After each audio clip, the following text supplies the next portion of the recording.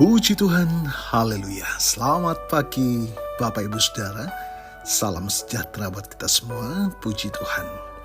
Saya Pendeta Kawi Armiasa, Gembala Sidang GPDI Philadelphia Dompu.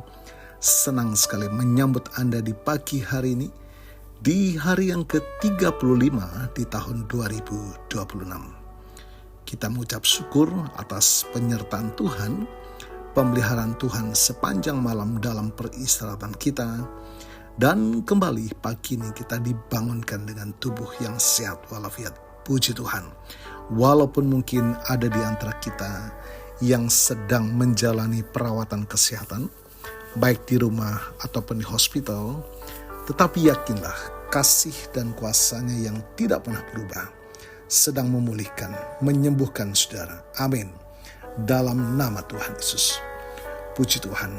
Mari Bapak Ibu Saudara, kita mau datang kepada Tuhan sumber kehidupan. Kita mau makan makanan yang sesungguhnya, yakni firman Tuhan, untuk memuaskan jiwa kita, roh kita, dan oleh kekuatan Allah Roh Kudus memampukan kita menjalani hidup sesuai dengan firman Tuhan yang adalah kekuatan Allah yang menyelamatkan setiap kita yang percaya. Puji Tuhan. Bapak Ibu Saudara, tema kita pagi ini adalah terang yang menerangi dunia.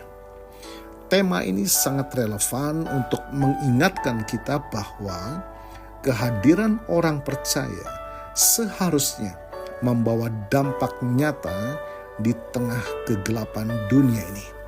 Kita akan baca dalam Matius pasal 5 ayat 14-16. Kamu adalah terang dunia, kota yang terletak di atas gunung tidak mungkin tersembunyi. Lagi pula orang tidak menyalakan pelita lalu meletakkannya di bawah gantang, melainkan di atas kaki dian, sehingga menerangi semua orang di dalam rumah itu. Demikianlah hendaknya terangmu bercahaya di depan orang, supaya mereka melihat perbuatanmu yang baik dan memuliakan Bapamu yang di surga. Puji Tuhan, Bapak Ibu Saudara, kita sadar dan kita harus sadar identitas kita adalah terang. Tuhan Yesus tidak berkata, jadilah terang atau usahakanlah menjadi terang, melainkan kamu adalah terang. Ini berbicara tentang identitas. Terang tidak berteriak untuk memperkenalkan dirinya. Terang cukup bercahaya untuk membuktikan keberadaannya. Sebagai anak-anak Tuhan, kita memiliki mandat untuk menunjukkan karakter Kristus dalam keseharian kita. Baik di kantor, di tempat usaha, di rumah, di sekolah, di kampus, di tengah-tengah masyarakat, dalam lingkungan sosial. Terang berfungsi mengusir kegelapan. Dunia seringkali penuh dengan kegelapan. Seperti apa? Kebencian, ketidakjujuran, keputusasaan, dan mementingkan diri sendiri. Fungsi utama terang adalah membuat segala sesuatu menjadi jelas dan menyingkirkan ketakutan akan kegelapan. Di mana ada gosip, kita membawa kata-kata yang membangun. Di mana ada kecurangan, kita membawa kejujuran. Di mana ada keputusasaan, kita membawa pengharapan. Jadi posisi anak-anak Tuhan, orang percaya, tidak tersembunyi, tidak dapat menyembunyikan diri. Ayat di atas menekankan bahwa terang tidak diletakkan di bawah gantang atau wadah penutup, melainkan di atas kaki dian. Artinya, iman Kristen bukanlah iman yang tertutup atau sekedar ritual di dalam gereja saja. Kekristenan kita harus terlihat melalui perbuatan baik, melayani, mengasihi.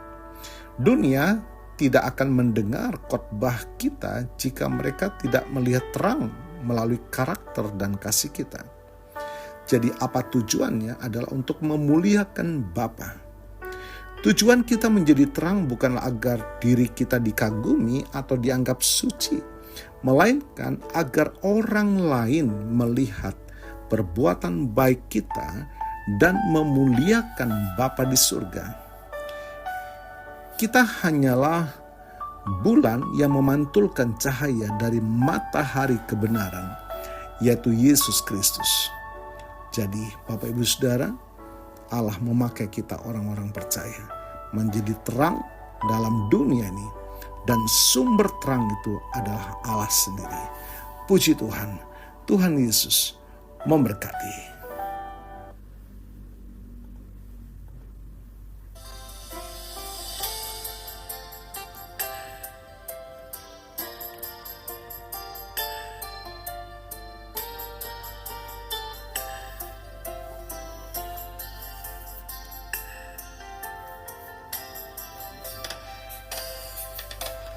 Tuhan, ku mau menyenangkan-Mu. Tuhan, bentuklah hati ini jadi bejana untuk hormat-Mu, cemerlang bagai emas murni. Tuhan, ku serahkan hatiku, semua ku berikan padamu. Kuduskan hingga tulus selalu, agar aku menyenangkan-Mu, menyenangkan-Mu, senangkan-Mu. Hanya itu kerinduanku, menyenangkan-Mu, senangkan hati-Mu. Hanya itu kerinduanku.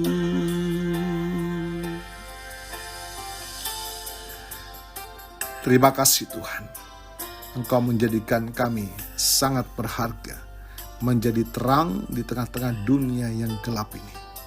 Di tengah-tengah kekacauan, ketidakjujuran, keputusasaan, hidup kami menjadi terang, menjadi jalan keluar, menjadi pengharapan dimanapun kami berada.